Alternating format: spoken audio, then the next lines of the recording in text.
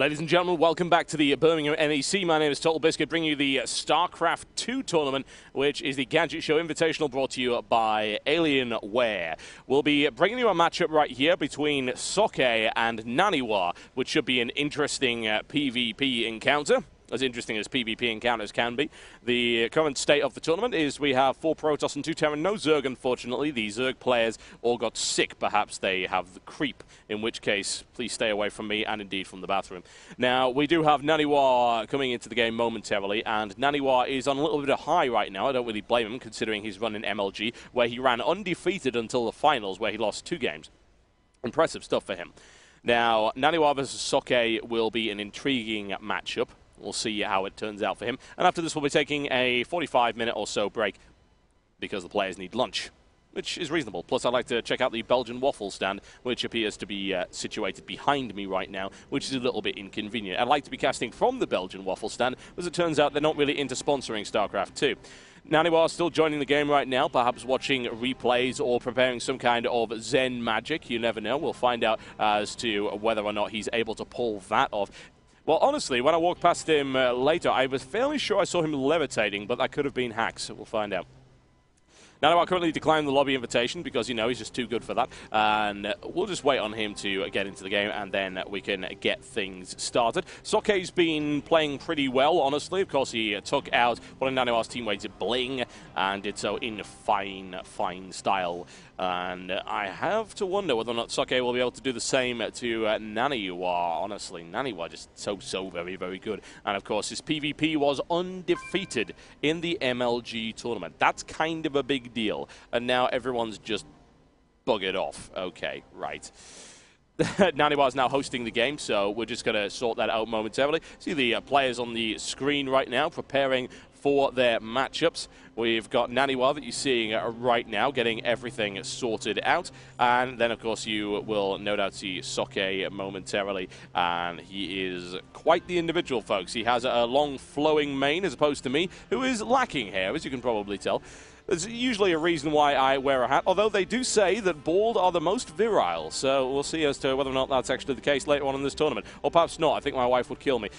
Oh, well, NaNiwa and Socke are ready to rock and roll. Yes, we're going to be playing on the Metalopolis, the MLG version of this particular matchup. And it should be a blinder. Really looking forward to this. I've never seen NaNiwa v Socke. Impressive stuff. And here we go, folks. The countdown to destruction has started. My name is Total Biscuit, playing all of the action for you right here on the Quad V stream. Thanks to them for providing that. And also make sure to check out Esports Heaven and cadred.org for coverage of this particular tournament and brackets and tournament information.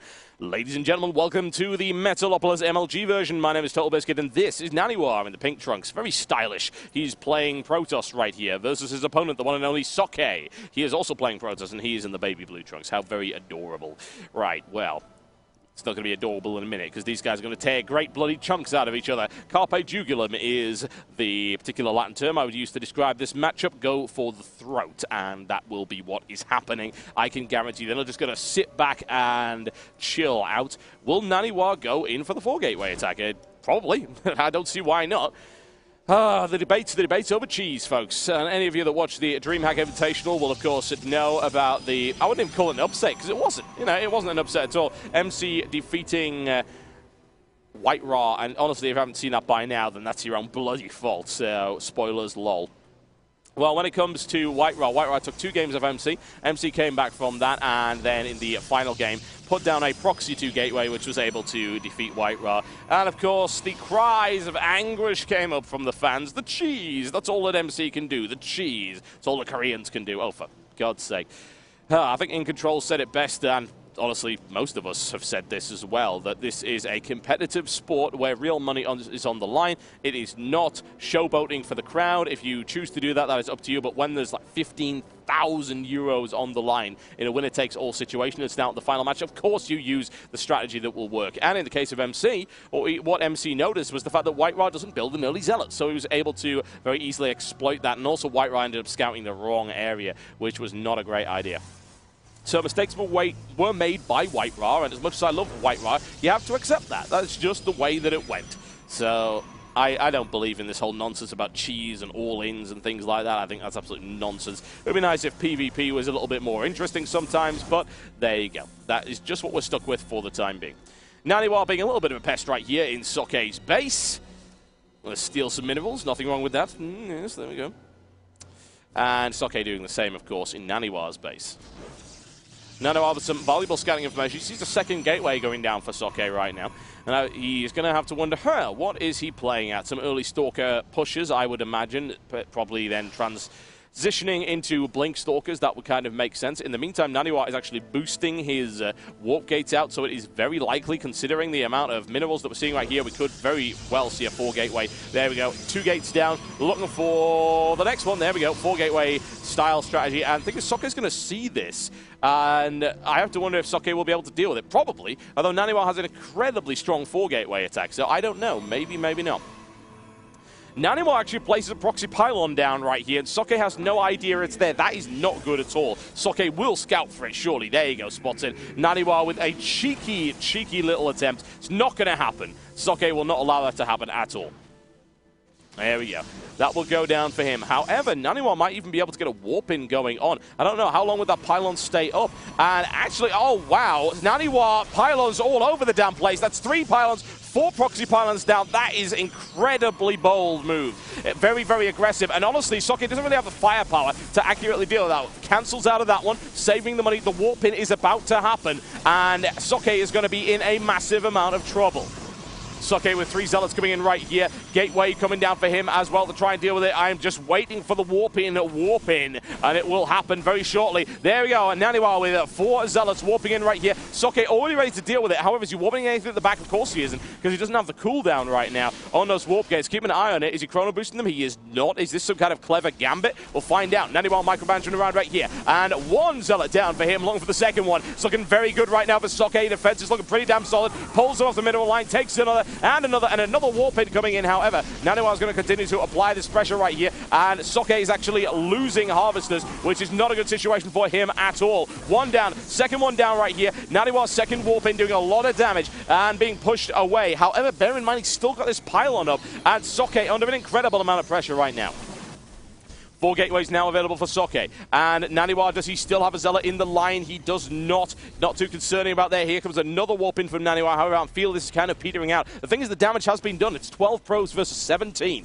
Not what you want at all. Could be taking another one. He takes another one as well. And a probe annihilated, but still not quite good enough. And NaNiwa's pylon's finally driven out of his base. However, NaNiwa is in a great position right now. Although he did just get supply blocked, which is a little bit awkward for him right there. Because, of course, he built so many pylons in his opponent's base and forgot to build any in his. Socke with a good defense. However, I would be concerned for him. He needs to start getting aggressive right now, which is what he's doing. Let's have a look at army count. Look at that. Army supply heavily in favor of Socke. So you can even maybe argue that attack failed there by NaNiwa, even though he's able to deal a huge amount of economic damage. He doesn't have the size of the army that he needs in order to repulse an attack from Socke. And Socke's now going to transition into a 4-gateway attack right here at 7.5 minutes into the game. And that could be lethal. NaNiwa might have made a crucial error here, and Socke is looking to exploit it. He has double the army capacity of his opponent. He does have the cash to warp in a few more units. He's looking to warp in down the bottom. It's not been spotted by NaNiwa, and this push could be the ender right here. It really depends as to whether or not Socke is able to push his way past the defenses right here on the ramp. Here's the placement, and there we go. All the way up the ramp right now for Socke. We're looking at 11 zealots and 4 stalkers versus 5 zealots and 1 stalker. That's not what you want, but that's a good divide right here by the sentry. It looks like it might even be able to take a zealot right here. However, there's no energy left in that sentry, so once that force field goes in, and there we go. NaNiwa, his lines will crumple pretty damn rapidly, and mass warping of zealots right here. However, the stalkers are making the difference. More warpings right here for NaNiwa. The zealot count is looking pretty equal. However, the stalkers are making the difference and pushing his way all the way through. NaNiwa getting cut apart right here. Does Socke have the numbers? Oh, look at that. Excellent play there by NaNiwa. Able to block off the stalkers, and actually, NaNiwa might be able to hold this right here. GG, he gives it up anyway regardless. Great defense, but unfortunately, that move was not a good move against Socke at all. Socke was absolutely prepared to deal with that one.